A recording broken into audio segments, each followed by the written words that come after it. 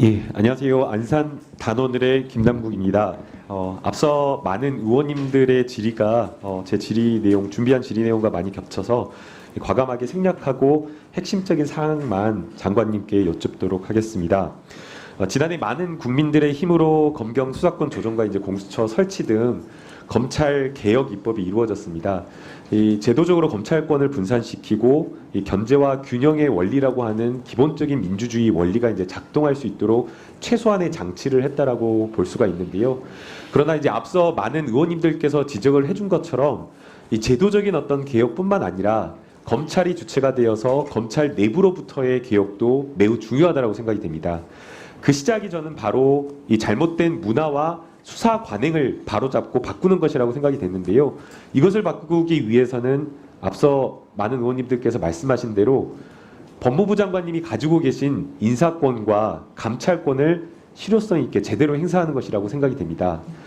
감찰 제도와 관련되어서는 이제 많은 의원님들이 지적하셨는데 인사와 관련되어서는 지난 2월에 단행되었던 인사가 부족하다, 아쉽다. 이걸로는 제대로 된 검찰 문화를 바꿀 수 없다라는 그런 지적을 많습니다. 그러면서 또 7월에 예정된 인사가 있을 거냐, 만약 있다라고 한다면 어느 정도의 인사가 있을 것이냐, 그리고 그 기준은 무엇이냐.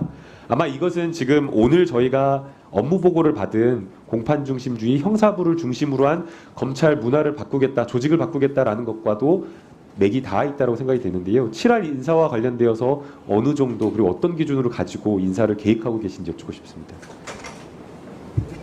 네, 지난 2월의 인사는 이른바 비정상의 정상화. 아까 여러 위원님들께서 다수의 검사들은 직업적인 소명의식을 가지고 사법정의를 수호하기 위해서 일선에서 아주 고생을 하고 있는데 일부 인지부서를 중심으로 한 잘못된 수사 관행을 당연시하는 그런 풍토 속에서 검찰 조직의 신뢰를 잃어버렸고 또 그에 대한 문책성 인사를 단행한 바 있습니다. 그래서 검찰의 인사 직후에 상당히 좋은 평가를 받았던 바 있습니다.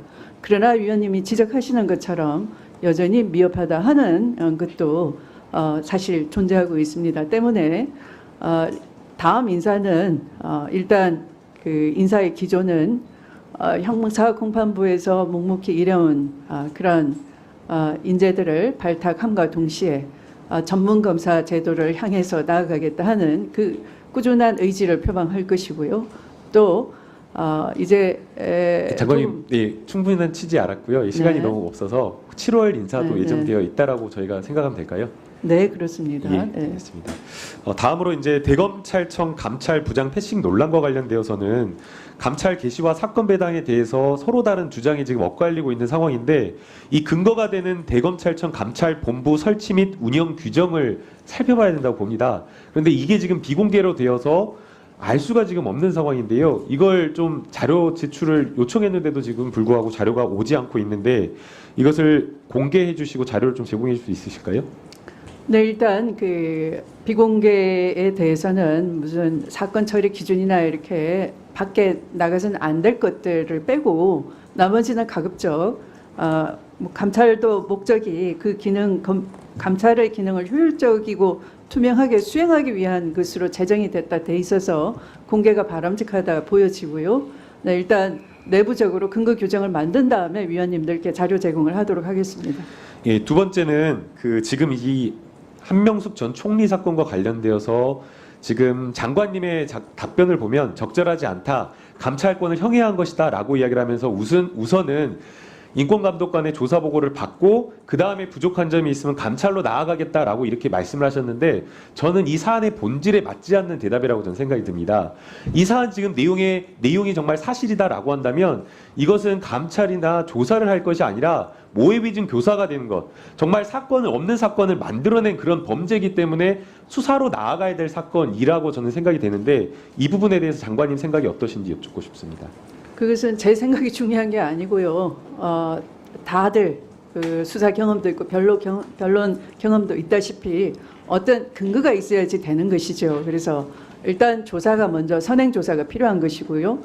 지금은 인권부로 내려가 있기 때문에 그것에 대해서 조사를 신속하게 하도록 하고 거기에 따라서 또 감찰이 들어가고 또 감찰의 결과에 따라서 수사도 이루어지고 하는 일련의 과정 중에 있다 이렇게 이해해 주시기 바랍니다.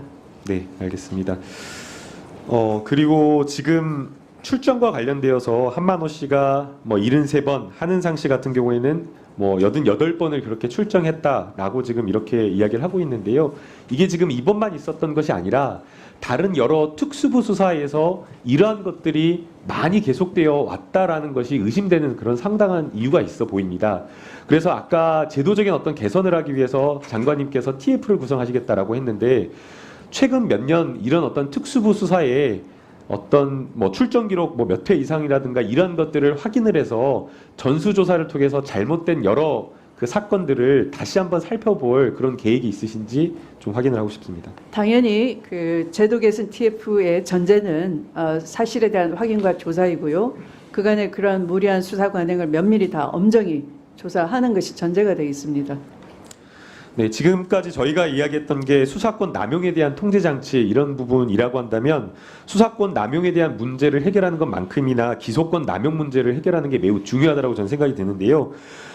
법무부 감찰규정 제12조 제2항 2호를 보게 되면 사건 처분 내용이 현저히 적정성을 결여했다고 볼 만한 상당한 이유가 있는 경우에는 법무부 장관님이 감찰을 할 수 있는 것으로 되어 있습니다.